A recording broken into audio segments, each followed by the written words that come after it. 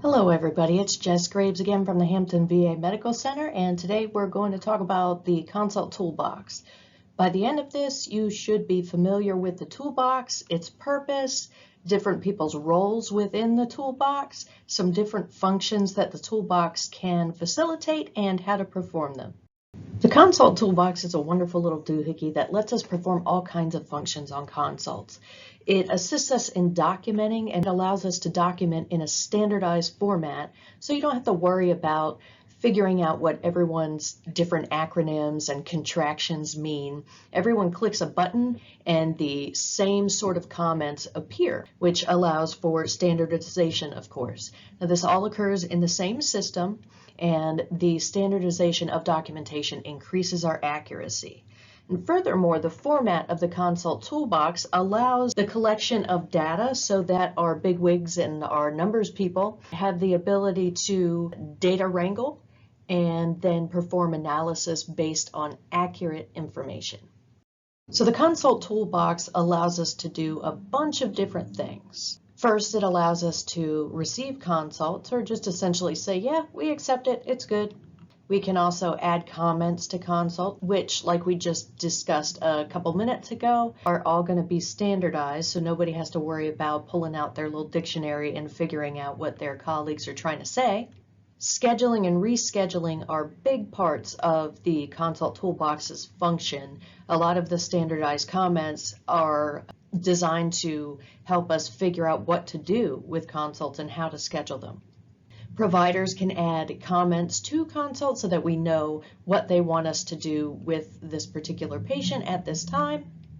Cancellation and resubmission of consults can be achieved with the consult toolbox. Now, for those of you who may remember discontinuation, we don't discontinue consults anymore. We have rules now. Additionally, we can add Mission Act compliant or Mission Act related notes. That's kind of what OCC is all about nowadays, so we want to be Mission Act compliant and perform various other community care functions, which is really why I'm here to talk, is to serve community care. I'm here for everybody else, but you know. There are a few different roles and responsibilities as it pertains to the use of the consult toolbox. This looks a little bit backwards on the slide here, but we're going to go ahead and go with it.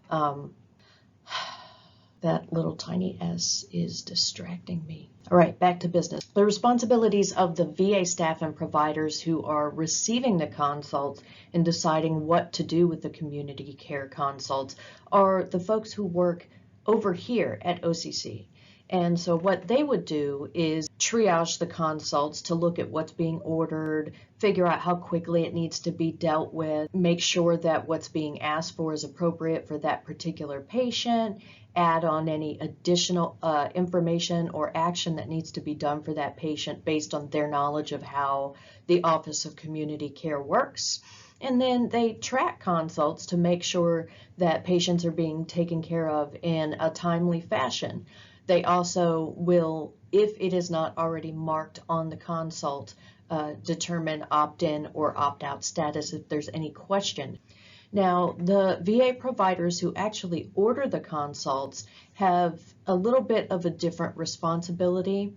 They are expected to learn to submit these consults based on a standardized process, which everybody is taught during their new provider training, so they should all be aware of it. They also track open consults to make sure that care is delivered appropriately and to make sure that they're following up to view any records that are sent to us following the community appointment. Providers in-house and in OCC actually manage alerts and they understand how to work CPRS and navigate that consult menu. Additionally, the in-house providers would be ordering OCC consults if the veteran opts in because of wait time standards. Essentially, both of the different roles have a familiarity and a responsibility to make sure that they are familiar with how the OCC process works and that they're able to use the system to be able to make those different functions happen. More responsibilities, yay! The VA staff who review consults as part of their own processes or job duties, and by this we're referring to people like business implementation managers, GPMs, third-party administrators like Optum, who we currently work with, the business folks. What they do is they incorporate this standard template into their own workflow in whatever way they need to in order to manage clinical or administrative facets of community care. So essentially, they use the consult toolbox and the reports that they can get from it in any way they need to get their job done and look at data. Now, the VA staff who schedule appointments, specifically referring to us OCC personnel, follow the same standardized process that I'm referring to when we start talking about the providers and, standardized process for community care consults. We all should be following the same sort of process for getting patients taken care of. And so that doesn't exclude documenting eligibility. We also track open consults in all different statuses to make sure that our veterans are being taken care of appropriately, and we follow up to make sure that we're getting those records after the patient's appointment for continuity of care. You also have support staff who receive documents like the HIM staff, file room staff, and they follow processes that they've already established or have already been established by their own credentialing authorities or what have you to make sure that they're taking care of medical records appropriately. And community care has a process that we set up with those folks to make sure that we have a standardized way to get documents over to them, to QC, and make sure that they are protected and taken care of. Some of the features we're going to really hone in on and talk about when it comes to Consult Toolbox have a lot to do with documentation, as that's mainly what the Consult Toolbox is all about. The first cool one is that it links to PPMS, which is the software that we use at the VA to keep track of providers or patient preferences. Consult Toolbox also documents patient preferences. That can be done prior to sending the patient to OCC or after they come to us and we talk to them. So by preferences, what I mean is that we can ask the patient if there's a particular provider that they prefer to see, and if they're in our network, then we can set them up with that provider. Or if the patient really doesn't care and will see anybody, or if the patient would prefer to see someone but is okay to see someone else if that provider isn't available. We can also mark down preferences as far as a patient's preferred day of the week or time of day. We document scheduling efforts, as we've already discussed and will continue to discuss. And we can document requests for service.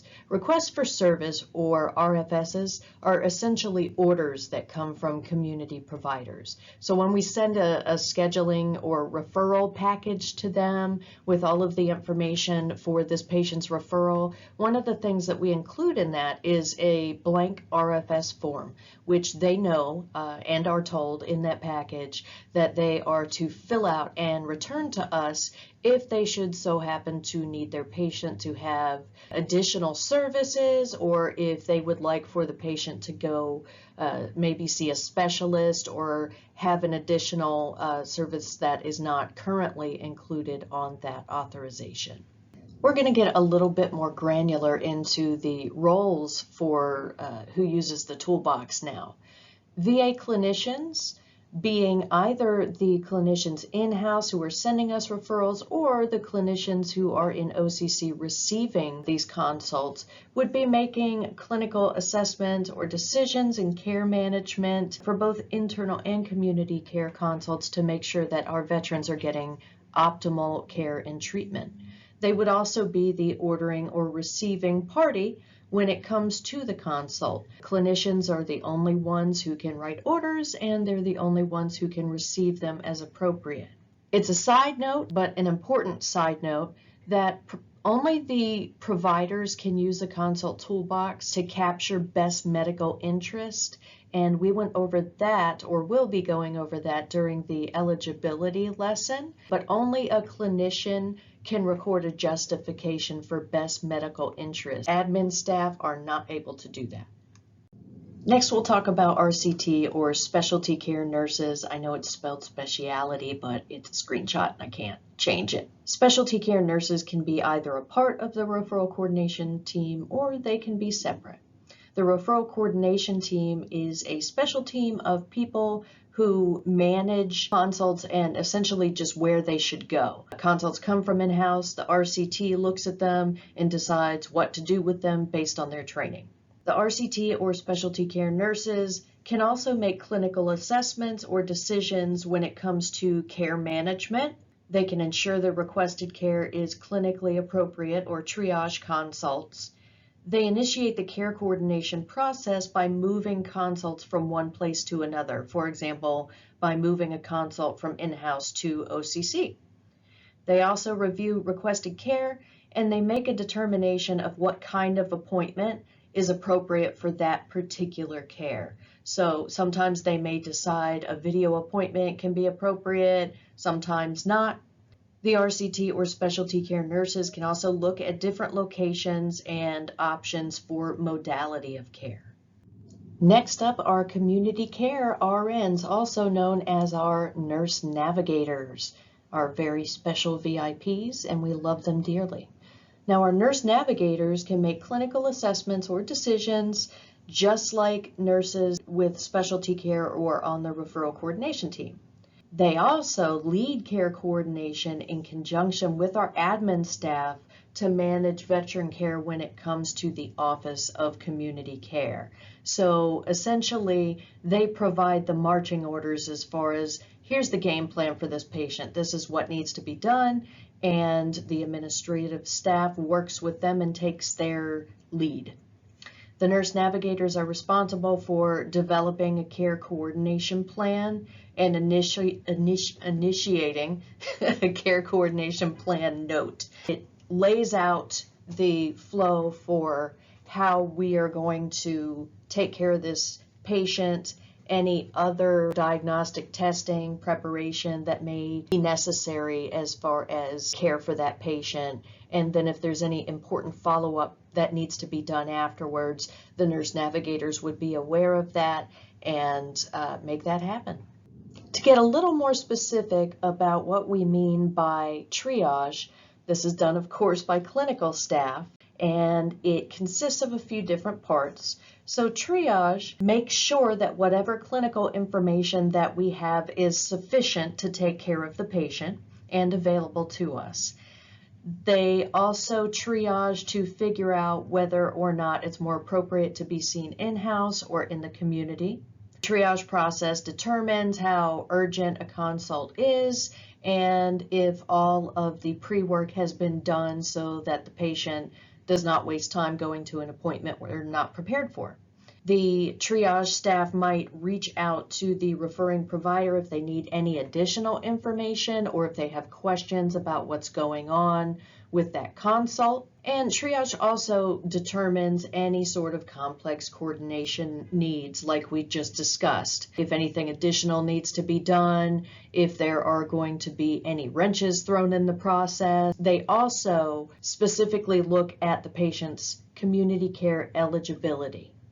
Clinic or referral coordination team MSAs, and this would refer to the admin staff that is in-house, they're able to discuss any eligible care options that are available to veterans, so they can have that conversation with them about whether or not the provider is able to overbook in-house, if they can do a video appointment or a phone appointment, and then they can also discuss eligibility for community care. They can capture the preferences as far as if the patient has a favorite provider, see if they're in network by checking PPMS, and they can collect those preferences for time of day or day of the week. Additionally, they can schedule inside appointments in-house. They are also able to use the toolbox to document any contact attempts if they're unable to reach the patient and if that consult has exhausted the minimum scheduling efforts. All right, so the folks of the hour, the OCC staff, specifically the admin staff. Our community care MSAs actually are advanced MSAs here at Hampton. they're able to do the same things that the MSAs in-house are able to do as far as using the consult toolbox to enter comments, to track action or scheduling attempts, to collect preferences. And they also have a couple of more skills to be able to use community care software such as HSRM, the Optum portal, and a few other things to facilitate care in the community. We're going to spend a couple minutes talking or reviewing justification. We should have gone over that in our eligibility lesson, but eligibility and justifications for community care are super, super important. So we are going to go over them again and again and again and again and again. The first one that we are going to review is the general best medical interest or hardship best medical interest. These are mostly approved by the Chief of Staff. They're usually good for 6 months to a year, and they are only for situations in which the provider decides that it's in the patient's best medical interest to receive most or all of their care out in the community. They still need to have a separate consult for each different service that they get, but there's one community care consult that is kind of an umbrella over everything and says, yes, they're going to get their community care for pretty much everything for the next year or so. Those are only reserved for patients, again, that the provider decides it's clinically bad for them to not be seen in the community. The next justification is the episodic best medical interest, or the normal BMI that we're going to see in community care. The veteran is approved to be seen in the community for just one consult for one particular type of care. So, for example, somebody might have like an ortho OCC consult or a dermatology OCC consult, but everything else they get seen in-house for. Now, for these, the vast majority of the time, there will not be consults submitted directly to OCC. Usually the provider would submit an in-house consult first, and then it would get forwarded to community care and we would accept it. It is moving towards, most of the time, the referral coordination team, or RCT, triages those consults and makes sure that they're appropriate to come to community care before we see them. A few more little tidbits about best medical interest in case we just need to see them in writing. When best medical interest consults are submitted to community care, of course the consult, as we just discussed, should be submitted internally at first and then makes its way to us in community care. The providers have to use the consult toolbox in order to capture that justification for BMI. This is not a free type situation. Somebody worked really hard to put those selections in the consult toolbox, and so we need to go ahead and use them. They're free, just like blinkers on your car. The only time that it would be okay for a nurse to capture the justification instead of a provider would be if the provider had specifically documented the situation in the chart. They could probably spend less time and effort just using the toolbox, so hopefully that's not a situation that happens way too much.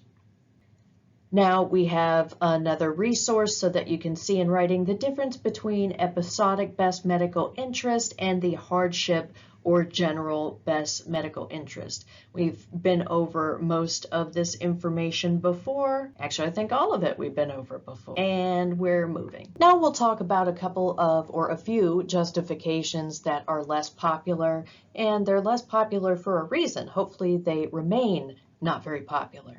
The first one is no full service VA in the state. If you live in a state for which there is no full service VA, I am sure that you are painfully aware of it. So you should not be using this unless you know for a fact that you live in a state that does not have a full service VA in it anywhere. The next one is service not available. Now, service not available doesn't mean my VA doesn't offer the service. It means the VA as a whole does not offer this service. Not many situations where this applies. Maybe like was going to say pet cremation, but something the VA does not offer. Those pickings are getting slimmer and slimmer. The last one is 1703E eligibility. This would be if there was a facility that was shut down or operations were ceased due to some sort of quality standard issue. And I refer to this as the tooth fairy eligibility because it hasn't happened before. No one's seen it for real. Hey, it is Fresh Friday, and I am here to finish this PowerPoint. We're going to move on to talk about some order of operations when it comes to obtaining patient care. Of course, we always try to schedule the patient in-house whenever possible. If there aren't any appointments readily available in the schedule, then the MSA will ask if it is possible to overbook or do a non-traditional appointment like a video appointment, a phone appointment, or something to that effect. Providers and nurses, don't become upset if someone asks you. It's kind of part of the job. You never know unless you ask. They should exhaust those options before moving on to the next attempt, which would be inter-facility consults. So we try to schedule appointments in-house whenever possible. If an in-house appointment is not available, the next step is to check and see if a nearby facility can accommodate the patient and if a patient would be willing to go to another facility. After inter-facility consults, we then try DoD, Department of Defense, or MTF, Military Treatment Facility, to see if one of our government partners can accommodate the patient. Here at Hampton, we have sharing agreements with a couple of different DoD entities, so we would move on to trying them. And a lot of times patients will accept appointments at DoD. And then finally, if those other options are not available, then the patient goes to the private sector to see if some of our civilian partners can accommodate the patient. People may think that if the patient cannot be accommodated in-house, that they go straight to the community, but there are other steps that we're supposed to try beforehand. Quick note about direct scheduling clinics. We have discussed these in other areas. There are certain clinics which don't require a referral from primary care. They can simply contact that department and schedule an appointment directly. Now, for these clinics, if the patient is eligible for community care, then we have special consults that begin with DS for direct scheduling that we can submit and process business as usual. So bringing our attention back to the consult toolbox, you may be asking yourself, now that I know what it is, I know what it does, I know who uses it and what their responsibilities are, how do I get to it? Well, part of it's in the name. It is the consult toolbox, so you're going to look in the consults to find it. So you're in CPRS, you're in the medical record. Yes, we still work with CPRS here at this time. I will update it when we get over to Cerner or whatever doohickey we start using later. You're in CPRS, you're in the consult tab. You want to click on the consult that you want to access the toolbox for and make sure that that consult is highlighted blue. Then when you've selected that consult, you're going to go up to the top of the page, click Action, Consult Tracking, and then Add Comment. The consult toolbox lives in the comment section of the consult. When you click Add Comment, there will be a pop-up box that will pop up, and you'll see down in the bottom left-hand corner there is a button that says Open Consult Toolbox. Go ahead, click it. So now that we've clicked the Open Consult Toolbox button, you may see a little pop-up that asks you, is this a community care consult? The reason for that is because the consult toolbox looks a little different for community care than it does for in-house. Since we're in community care, we're going to click Yes, and then we'll be brought to the default screen for community care. This changes a lot depending on what you're doing, so this is usually where you start, the default. You'll notice a lot of different things to look at on this screen. You have the patient information up at the top of the screen, along with their address, the urgency of the consult, the CID, which we've discussed in other conversations, is the same thing as the PID. Right under that, you'll see the opt-in or opt-out status. That's pretty self-explanatory. TBD or deferred can mean a couple of things. It can mean that the patient was undecided, which is not optimal, because we have to wait for a decision to move forward, right?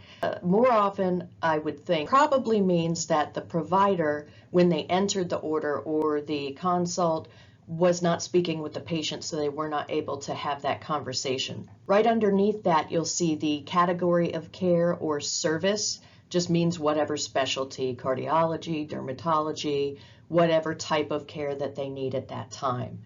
Now, the SEOC is a standardized episode of care, and what that is a description for what the patient needs and what specifically is covered for that consult.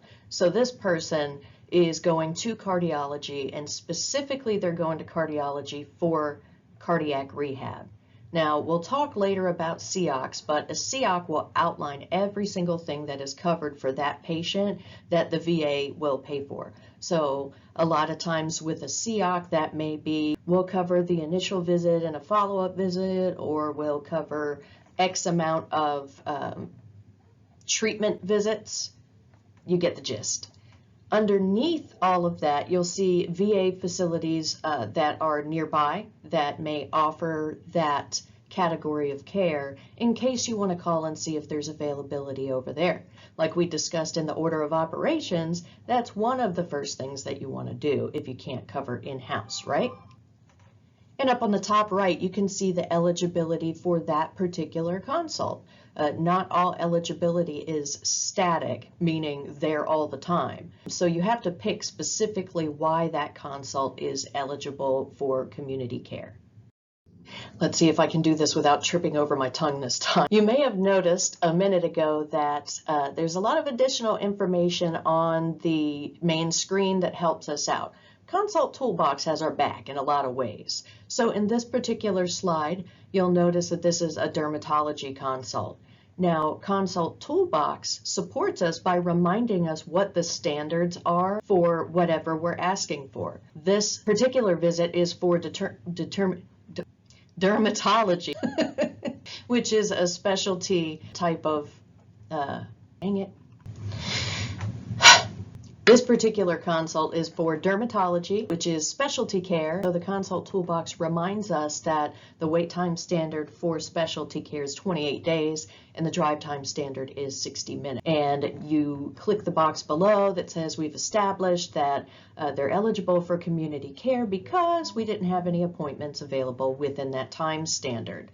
Now, wait time standard has to be calculated by us.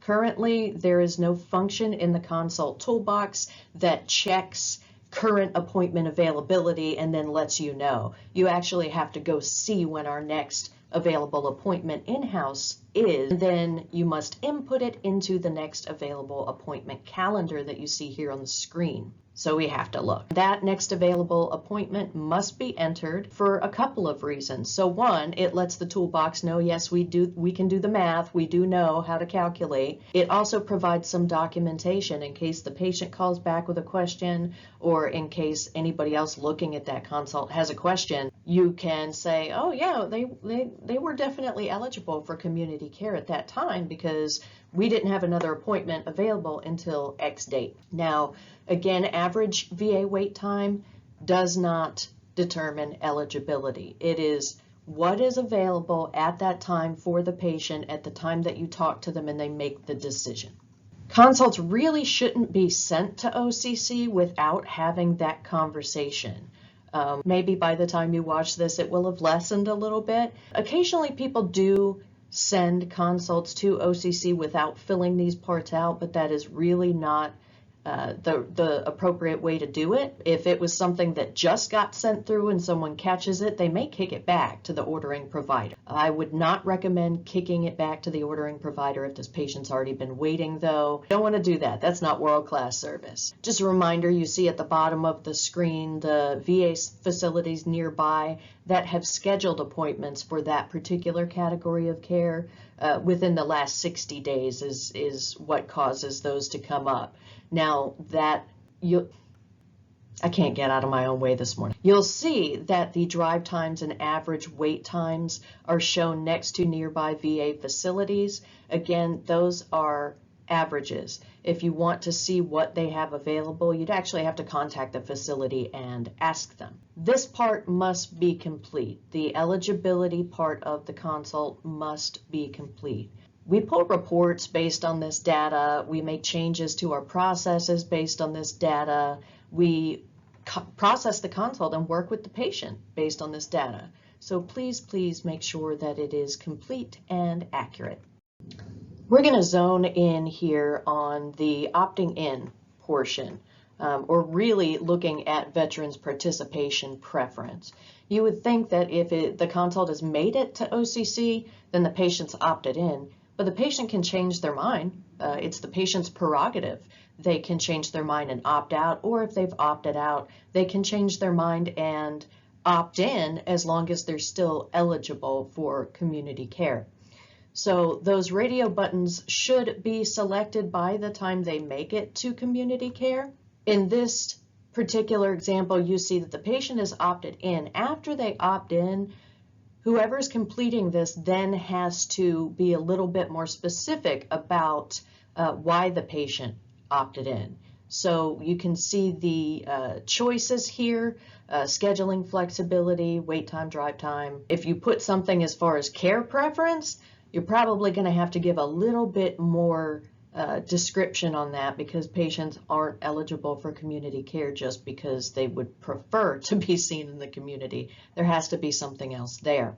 So we may need to update it if the patient changes their mind, or if the consult makes it to us and it's not entirely complete and we have the information that we need to be able to complete it. Again, accuracy is important. Please make sure that we're not just guessing or filling it out just to fill it out. In this situation, we see here the patient is being really cool and elected to opt out of community care. When patients opt out of community care, you still have to enter a little bit more information. If they're not being seen in the community, then where are they being seen? As you can see below, there are choices between the local VA facility or some alternate VA facility. Let's spend some time talking about contact attempts, shall we? So the contact attempts tab is currently at least located underneath the consult eligibility tab. You can see what tab that you're in here because the contact attempts is bold and in blue.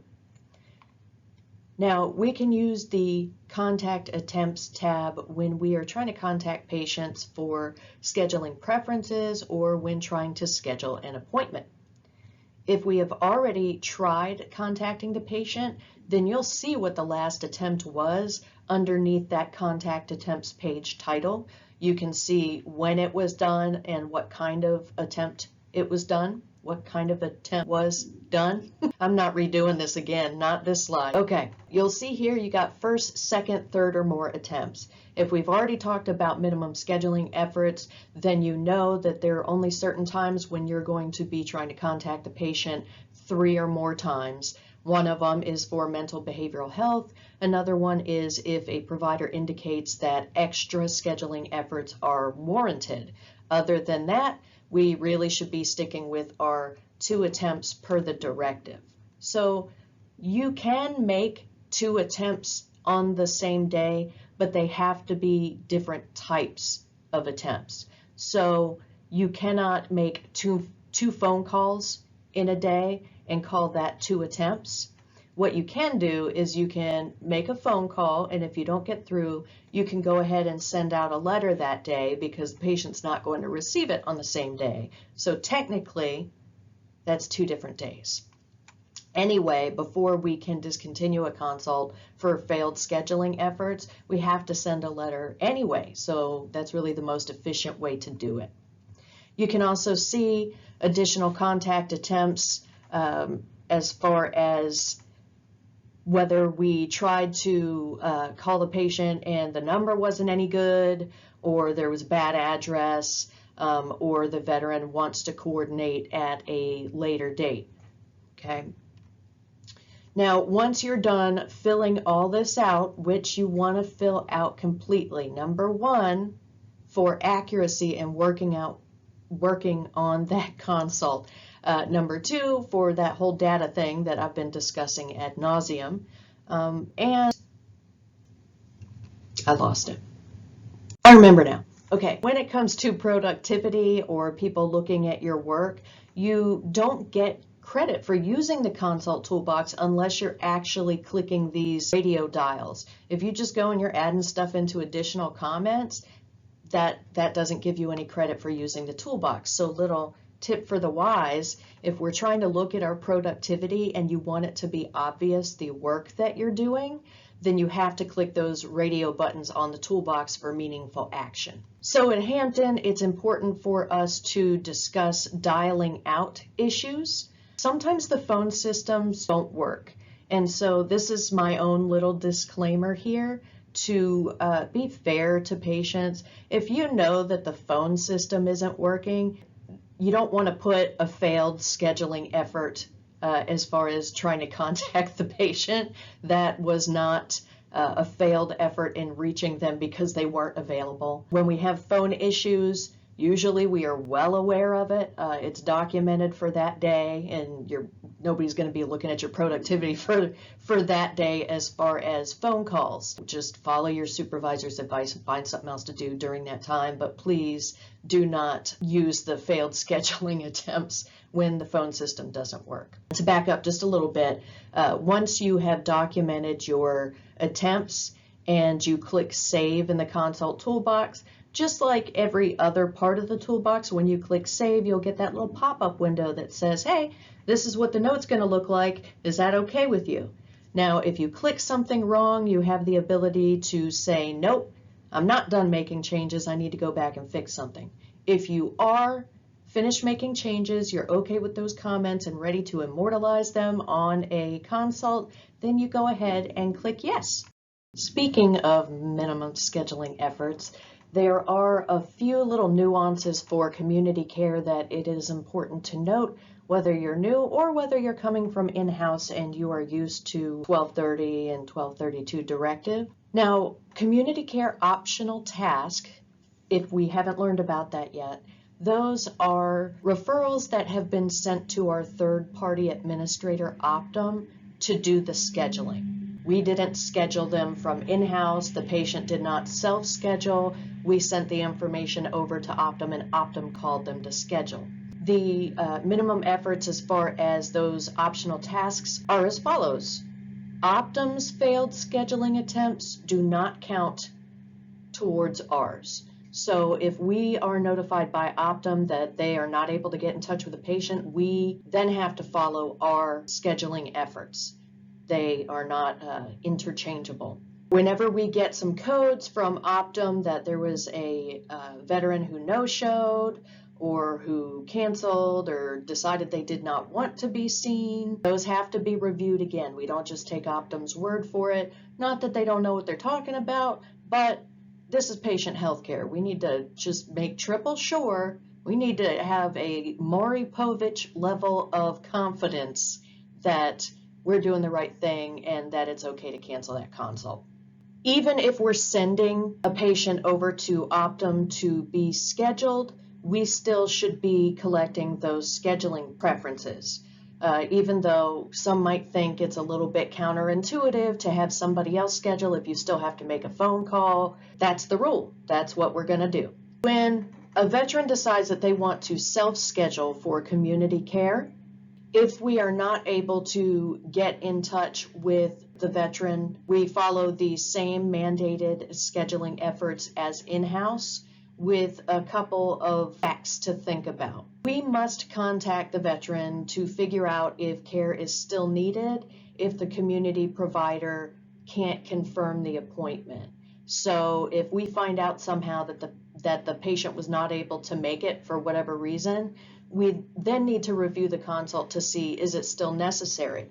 If the veteran was contacted by phone and they say, you know what, we need a little bit more time. We haven't figured out who we're going to see yet. I still want to schedule myself, but I just haven't gotten around to it. Then we need to tell them that they need to give us a call back within the next 7 calendar days. And if not, then we mail the veteran a letter that says, hey, we are going to have to discontinue or cancel your consult if we don't hear back from you in 7 days.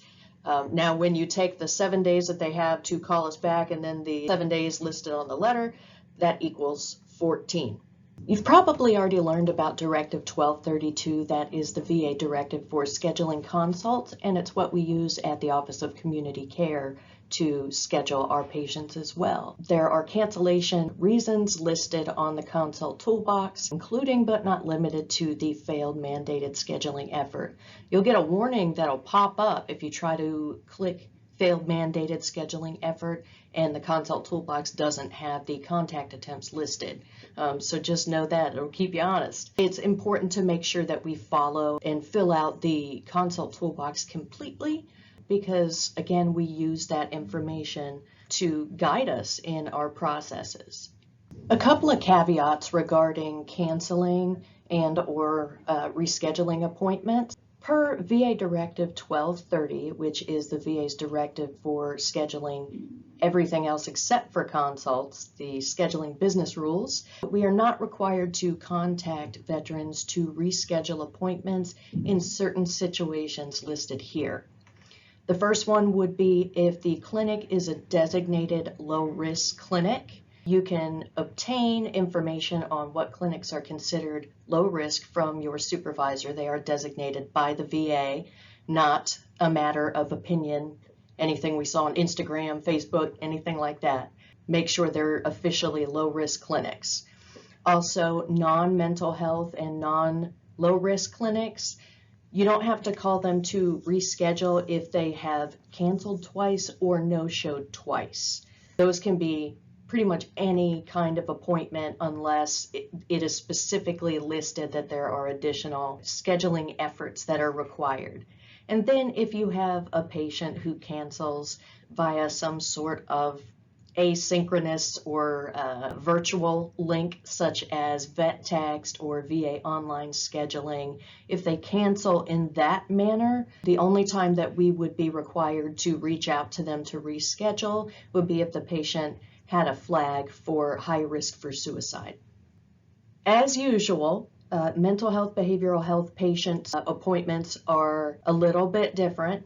Those appointments, if they have repeat cancellations, we have to run by their provider to make sure that it's appropriate to cancel a consult before we do that. This is just an opportunity for you to be able to look at the patient preference screen in its completion. As you can see, there are lots of different options that you can choose for descriptions of what your patient's situation is. Probably the most important one would be their participation preference, whether they've opted in or out. But as you can see, there are also selections for whether or not the patient was informed of their eligibility. There are selections for their preference as far as who actually does the scheduling, if it's okay to leave messages on their voicemail, day and time preferences, and whether or not they have a preferred provider or whether they're willing to accept another provider if that provider is not available. There's also a section for free typing if there are any additional notes that you feel like you need to put in there to help the next person speaking with the patient. As always, this must be as complete as possible.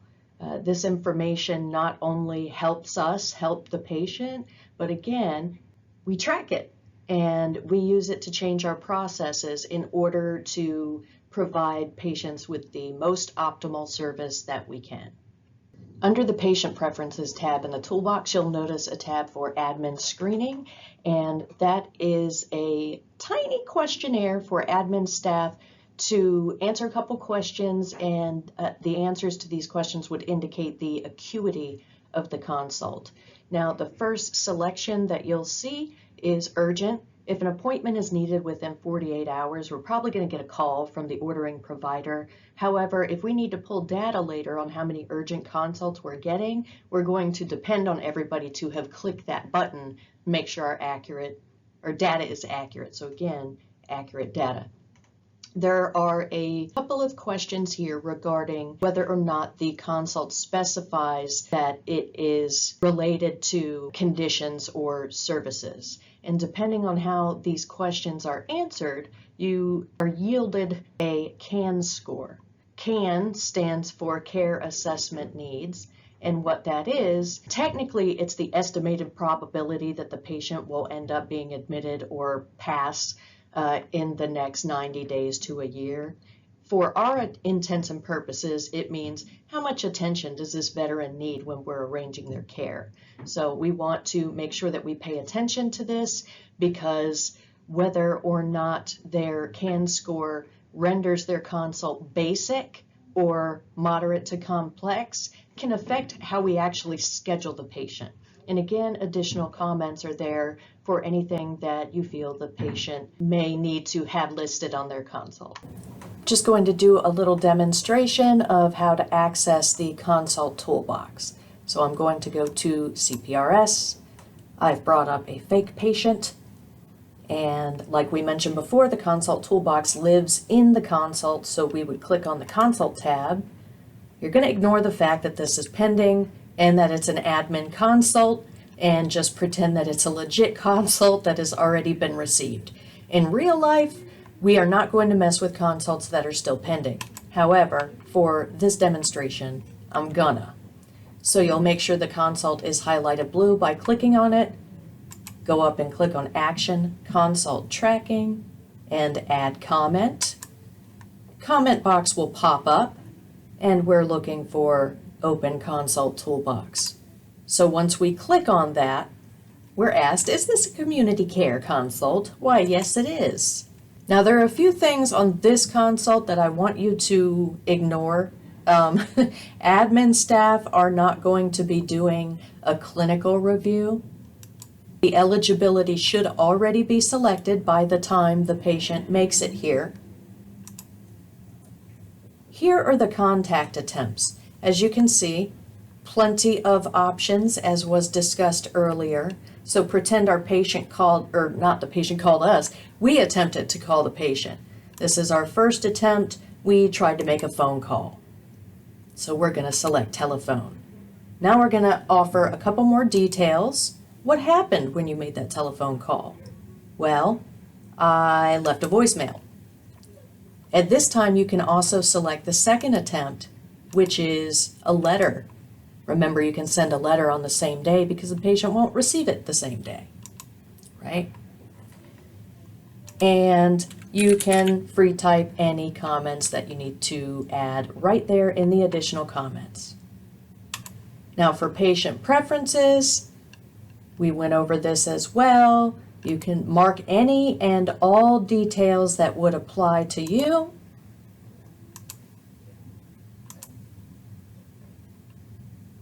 Here are some options here. Now remember, if we click VA schedules, that also includes Optum. If the veteran wants to self-schedule, then we will have to report how we gave them the information for providers.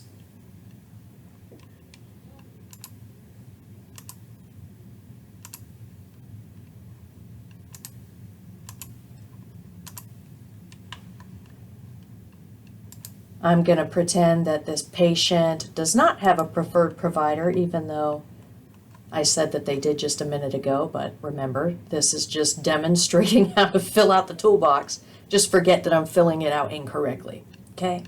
You do want to make sure that you mark that, hey, I discussed everything with the patient. So I discussed that we could go to another VA, I discussed this, that, and the other, and then I'm going to put details about what we discussed in the comments.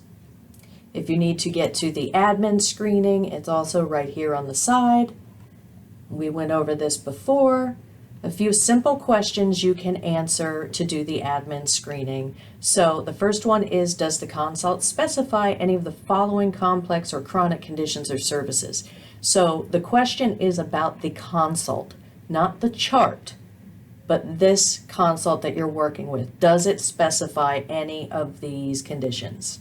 And if the answer is no, you're going to say none of the above.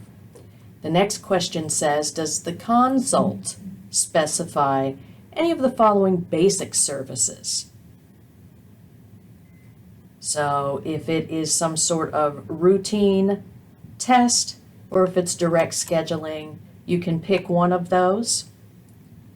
You'll also be asked, does the patient have any kind of behavioral or high-risk flags we need to know about? We're going to say no. Now, based on the answers to this screening, you can tell that the admin coordination level has been set to basic. All basic consults, we can go ahead and just send on to Optum. That's really why it matters for us. Now, if you choose something else, the care coordination level might change. See that? So that's how that works. And then if you're going to send an alert to a staff member, obviously you would record it right there. Clinical triage is for clinical people. The DoD consult tab is for if we end up sending the patient to DoD. So then you would put the facility there and any comments. Now, appointment tracking. Here's the tab for that. When you click on the community provider locator, another window will pop up that looks pretty much just like PPMS. You would copy and paste the provider's information in here. If there are actions that you take that you need to specify as far as, hey, I uploaded the authorization or whatever to HSRM, you can mark that here. This is very important to document. We need to make sure that we put who's responsible for scheduling. Now here, the responsibility options are a little bit different. Here in appointment tracking, you actually have the ability to select community care contractor schedules. So that would be Optum in this case. I know it's a little tricky. These things get updated all the time. Don't worry about it. And of course, there are options for when you're tracking the appointment to find out what happened with it, and you find out that the patient didn't make the appointment or that the vendor ended up sending the authorization back to us for some reason. A request for service is when a provider sends us a request for service form asking for services outside of what is covered in the CEOC. And you can see on this screen that there are options to enter specific dates, as you can see, when it was sent to the medical records department, right, and the details of what's being asked for. And then for consult completion, this is after you have verified that the appointment has occurred and you were trying to list whether or not documents were obtained. Now, this is outside of an admin closure. When you're doing an administrative closure, which you'll see later, those closures are really only reserved for when we are unable to get records. Any other time, we're going to use this consult completion tab because we have the ability to annotate our attempts and if records were received. So if we do get the records from the vendor, we're going to come in here. We attempted to get the records and hey, we were successful. And so we can put wherever we got the records from, say I got them from HSRM, and I'm just going to pick a random day. We received them from HSRM on this day, and then I dropped it into the scanning folder, which you'll be trained how to do, same day, right?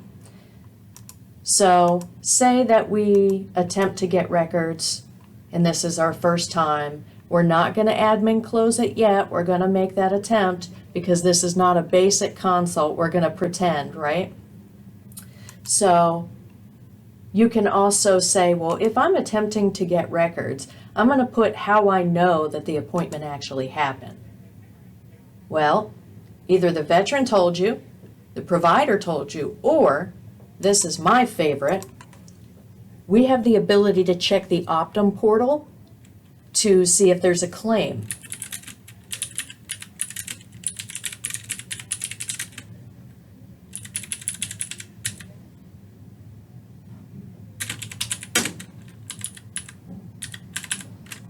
I'm just making up numbers here.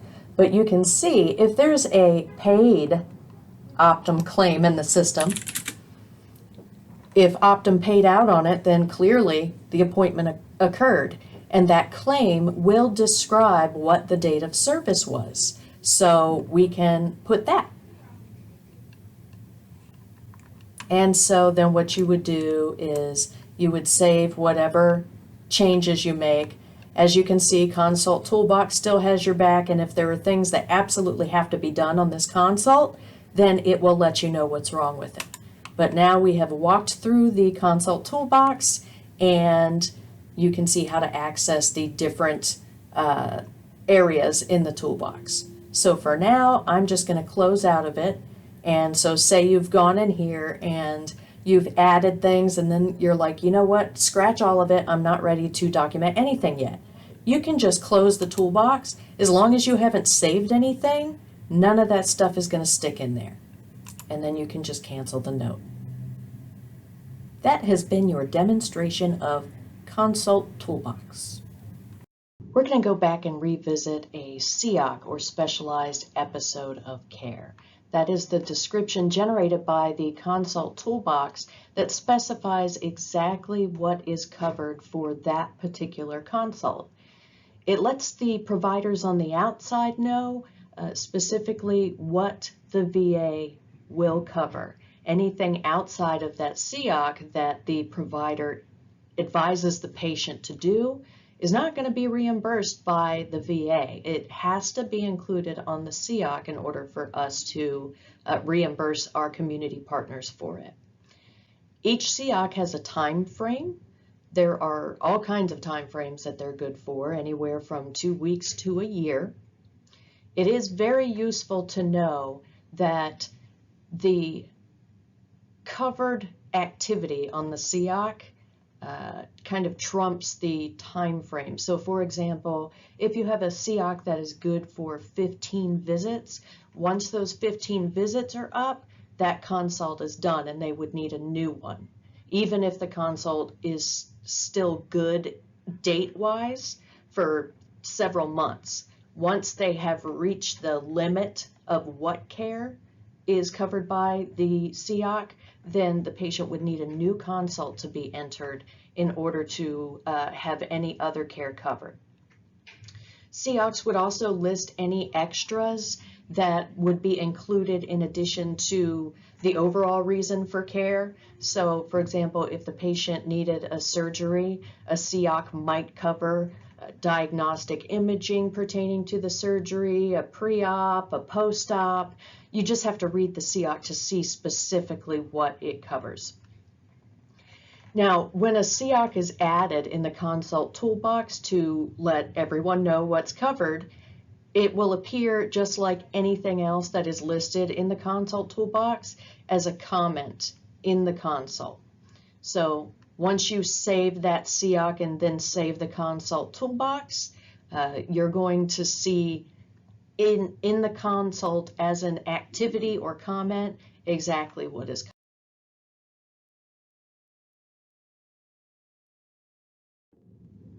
This bit is really important to remember. You may think because you're looking in the Consult Toolbox and you have the ability to select a SEOC that it's okay to change it. There are very, very specific rules about when a SEOC can be changed.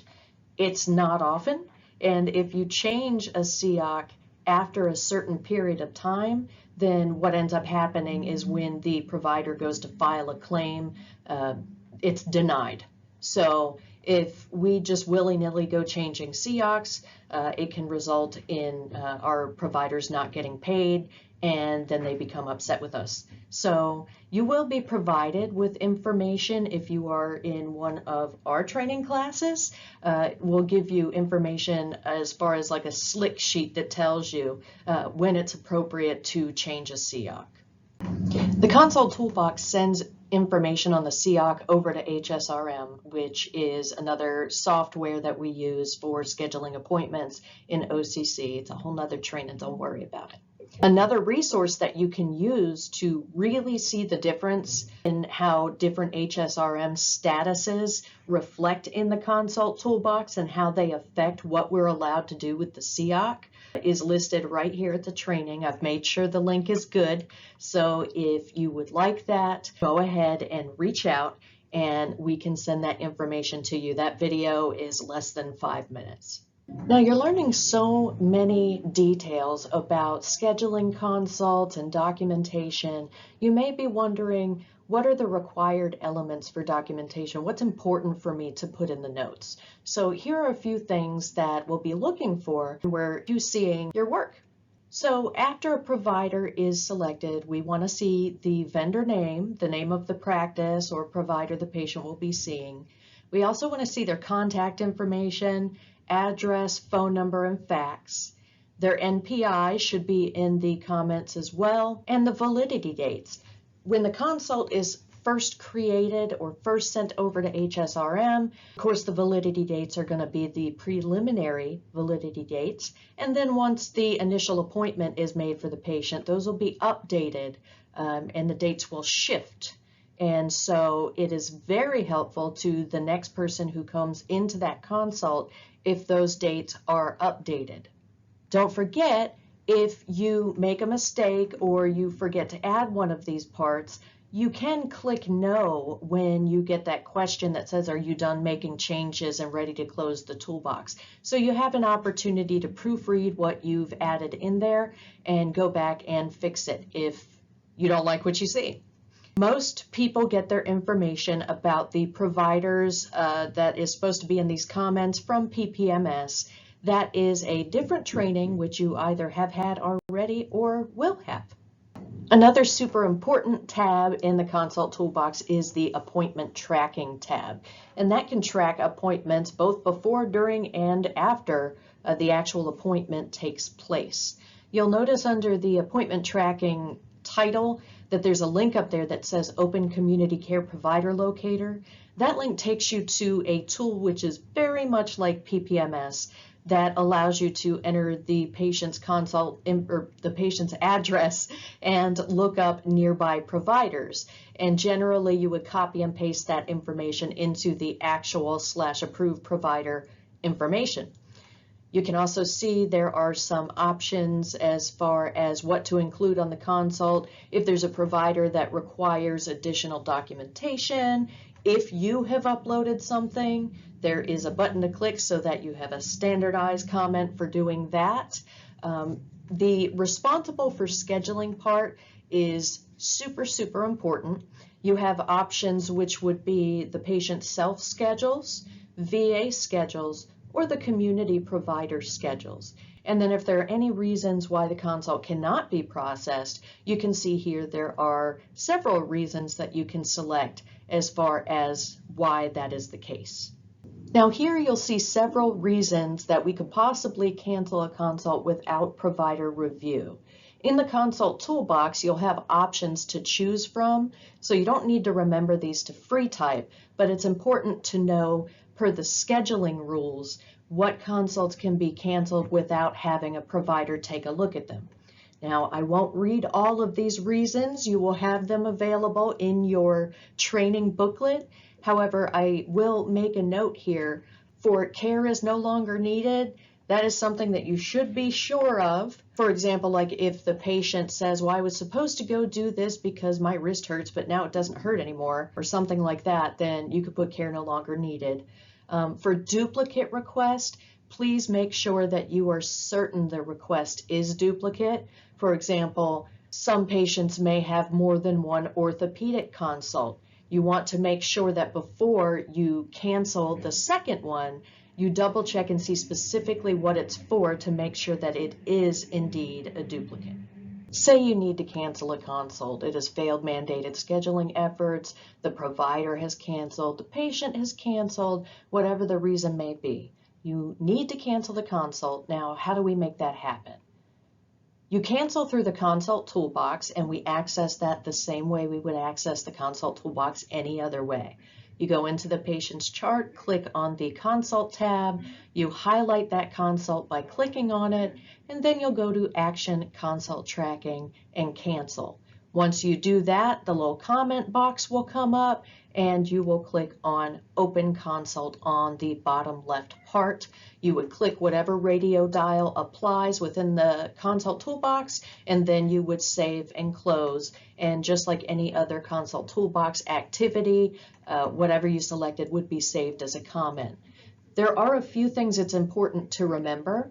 If a consult is canceled, the provider is not able to resubmit it if it is over 180 days old. I guess I shouldn't say not able to. They're able to, but they're not supposed to. The business rules state that if a consult is canceled, once it is 180 days from the create date, a new consult should be submitted. We should not be resubmitting really old consults.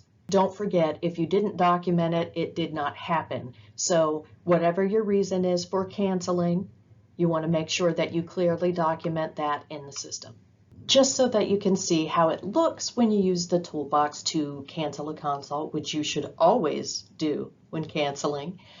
This is the cancellation page within the consult toolbox, providing you with all of the different reasons that you can select to cancel. Select whichever one is the most appropriate. And again, when you're finished, the reason for cancellation will show up a preview of what is going to be your comment, and you can either select no to go back and change it if that's appropriate, or you can select yes to save it as a comment. After you do that, if you look at the consult list on the left-hand side, you will see that your community care consult now has an X next to it, and that signifies that the consult status is canceled. This is a demonstration of how to use the consult toolbox and cancel a consult. We're going to pretend here we've put in this admin consult, and as the process goes like we described before, say we decide an admin consult is legit or we no longer need it for whatever reason. If the consult's legit, then you're going to cancel this and you're going to enter an actual consult, right? Or if you were just using this to see if the patient is eligible or what have you, then you're going to want to get rid of it after you save the information.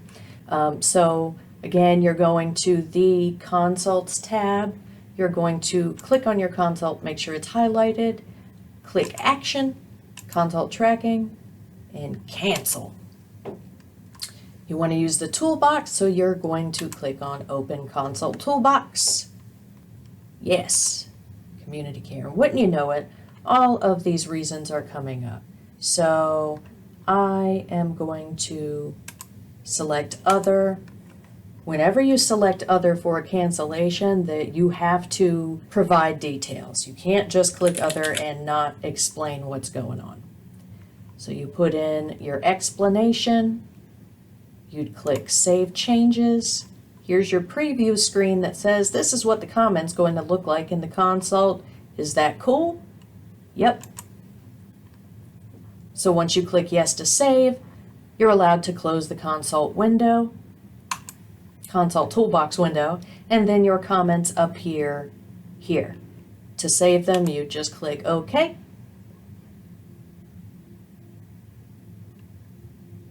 Buffering.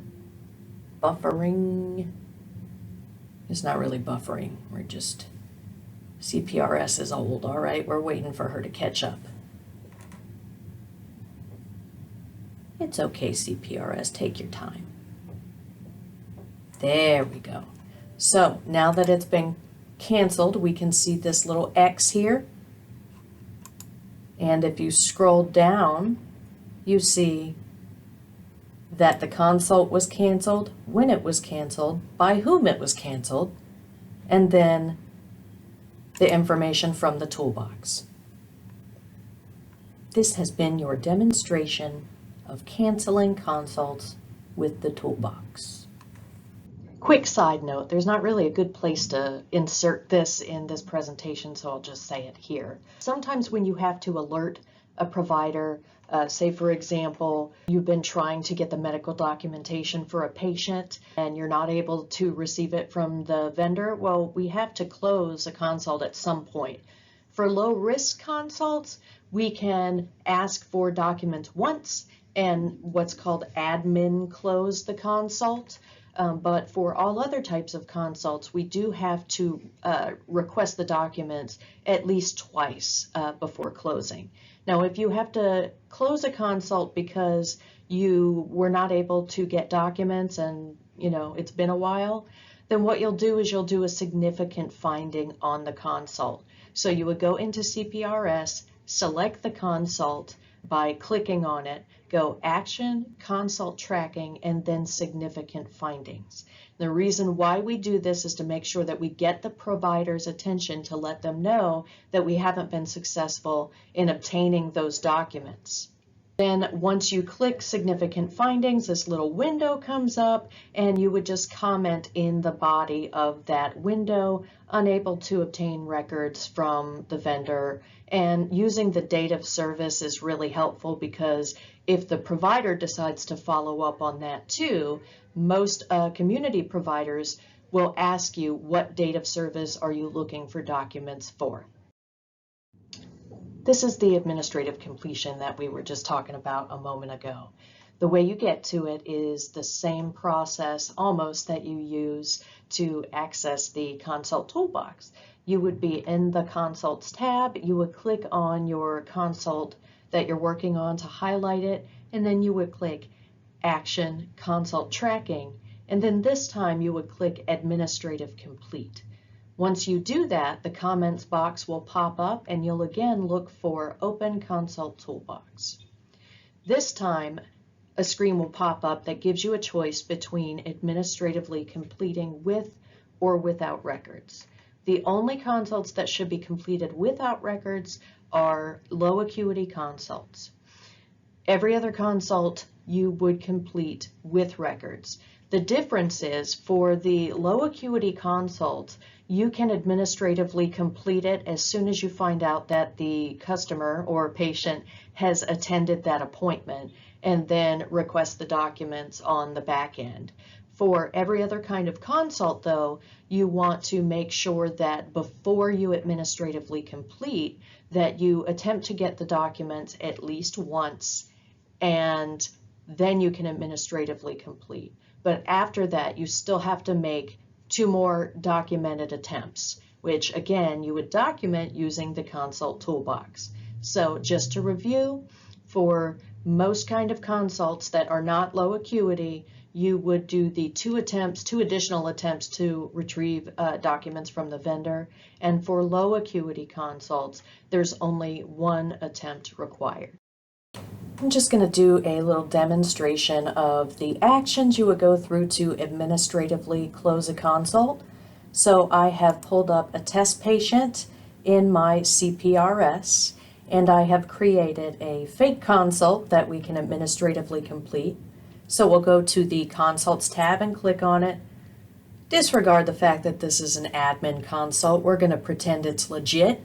So we click on it, make sure it is highlighted blue, and then you'll go to Action, Consult Tracking, Administrative Complete.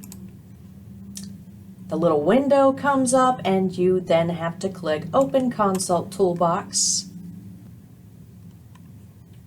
As promised, the Consult Toolbox appears with 2 options, one for completing with records follow-up and one for completing without records follow-up. I'm going to pretend we did a without records follow-up, and we're going to click Save. Then you'll get a preview. This is what your comment is going to look like on the consult.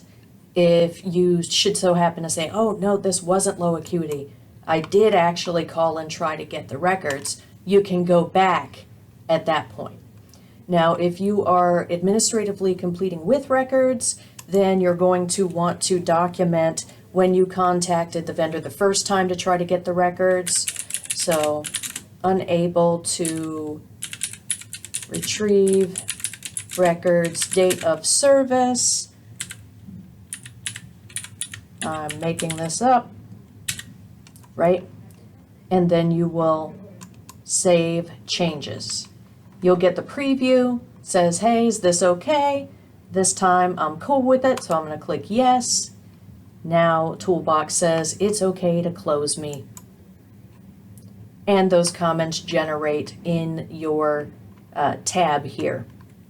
So if you need to do the significant finding, then you would alert the provider this way, and it would automatically, when you do a significant finding, alert the provider who ordered the consult. Then you would just click OK. And it takes a moment for the consult to update. If it does not update showing that the consult has been complete, you could always go to File and Refresh. It did show complete in this case, but you could go to File, Refresh Patient Information. Oh yeah, you're not supposed to see that. That's from where I put in the fake order. Alrighty, and there we have it. That is how you administratively complete a consult. Thanks for tuning in. If you have any questions, want to provide any feedback, feel free to hit me up. There's my email address below. Here to help you. So thanks for stopping by, OCC.